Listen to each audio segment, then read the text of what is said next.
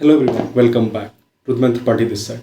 Today we are discussing about difference between MSc Agriculture and ABM courses. तो basically काफ़ी दिनों से मैं वीडियो बना नहीं रहा था, अराउंड 2 महीने हो गए मुझे वीडियो बनाते हुए।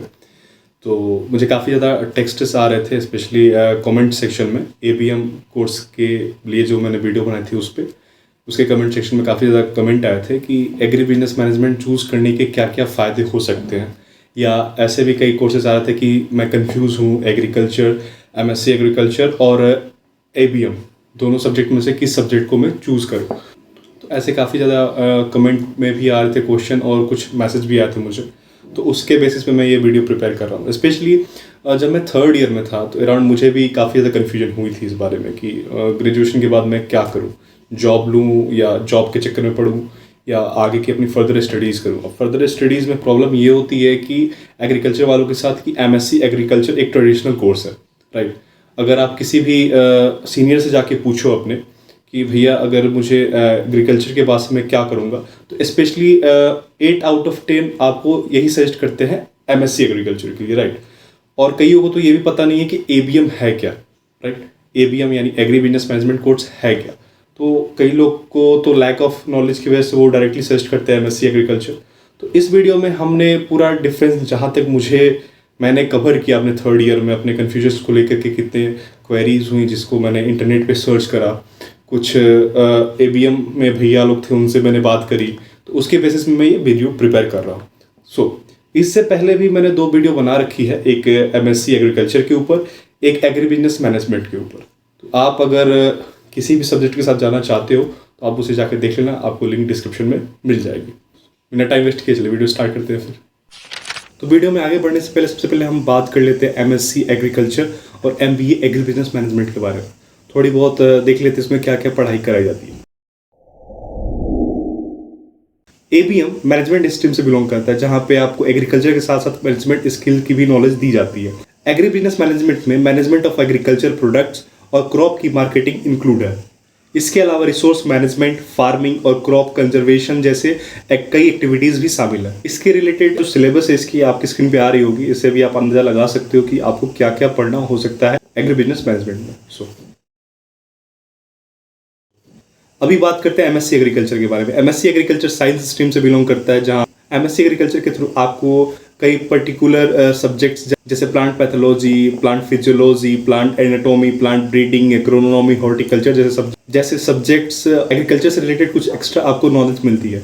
इसके अलावा MSc एग्रीकल्चर के थ्रू आप रिसर्च प्रोग्राम और इंस्पेक्शन जैसे एक्टिविटीज़ से आप एग्रीकल्चर में और ज़्यादा कोर नॉलेज ले सकते हैं। इसकी भी सिलेबस आपकी स्क्रीन पे आ रही होगी, आप उसको देख के अंदाजा लगा सकते हो कि आपको क्या क्या पढ़ना हो सकता है MSc एग्रीकल्चर में। खैर, अब अपने टॉपिक पे चलते हैं, अपने वीडियो के टॉपिक पे चलते हैं। स्पेशली इसके बीच में डिफरेंसेस हैं क्या क्या, फाइनेंशियली भी डिफरेंसेस के बारे में बात करें। सबसे पहले बात करते हैं फर्स्ट अपने डिफरेंसेस ट्रेडिशनल कोर्सेज के बारे में, ट्रेडिशनल सब्जेक्ट के बारे में।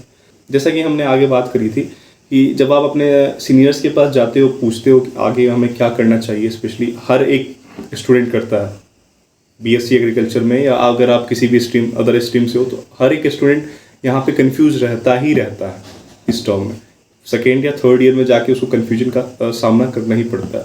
तो ऐसे में आपको एग्री बिजनेस मैनेजमेंट के बारे में ज़्यादा लोग नहीं बता पाते हैं, क्योंकि उनके साथ भी दिक्कत ये होती है कि उनके सीनियर भी उस जगह पे नहीं पहुंचे होते, राइट।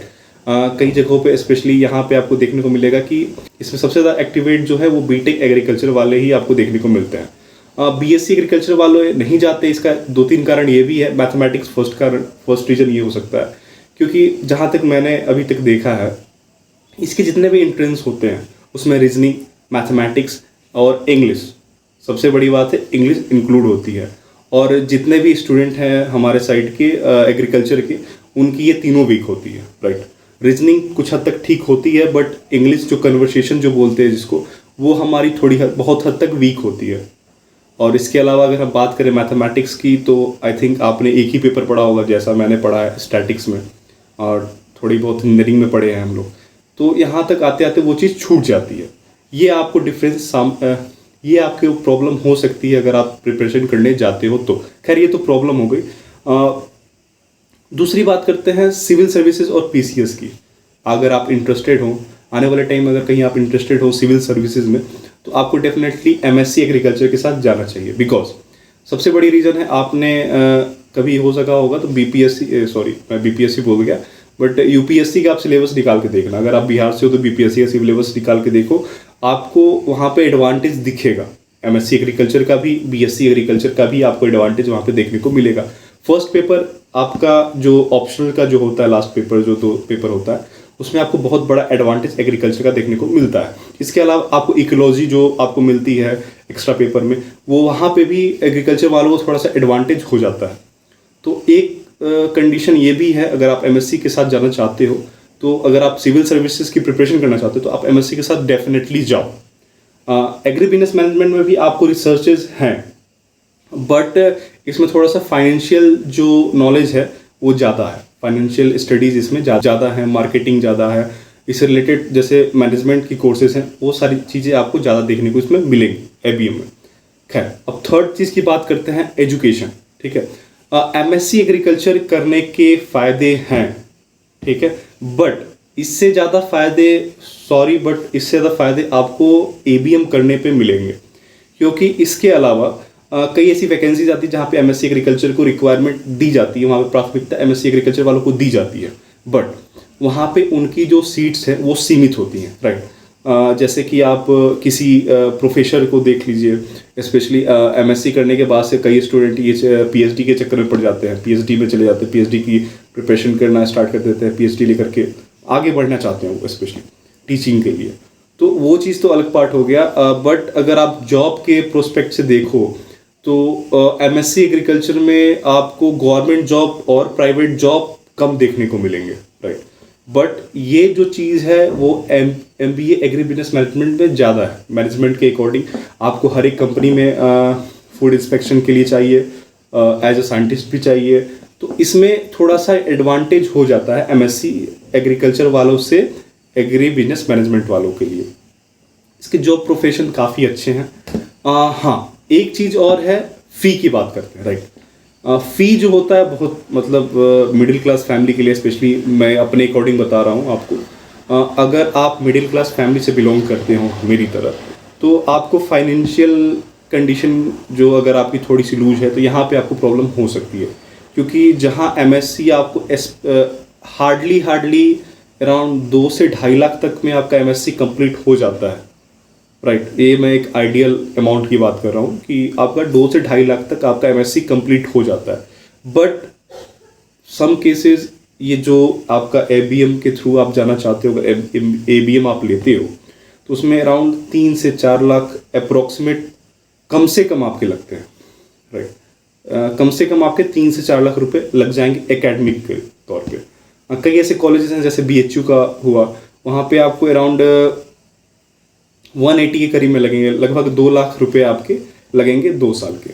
तो ये जो अमाउंट है वो थोड़ा सा एडजस्ट करना पड़ेगा इसके साथ। लेकिन हाँ, अगर आप जॉब की विजन से देखते हो तो एमएससी एग्रीकल्चर से ज़्यादा जॉब आपको एबीएम जैसे सब्जेक्ट्स में मिलेंगे।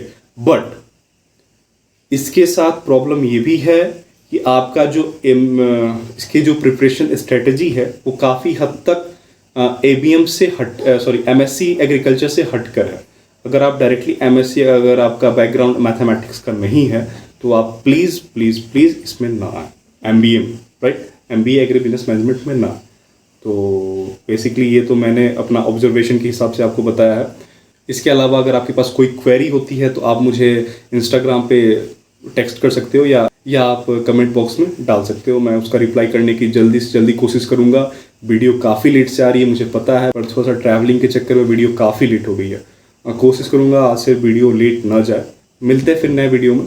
हाँ, एक चीज़ और कि वीडियो आपको कैसी लगी ये बता देना। काफ़ी दिन बाद वीडियो बना रहा हूँ तो हो सकता है थोड़ा बहुत ऊपर नीचे हुआ हो, तो भाई उसको माफ़ कर देना, ठीक है। तो मिलते हैं नेक्स्ट वीडियो में, तब तक के लिए सी या।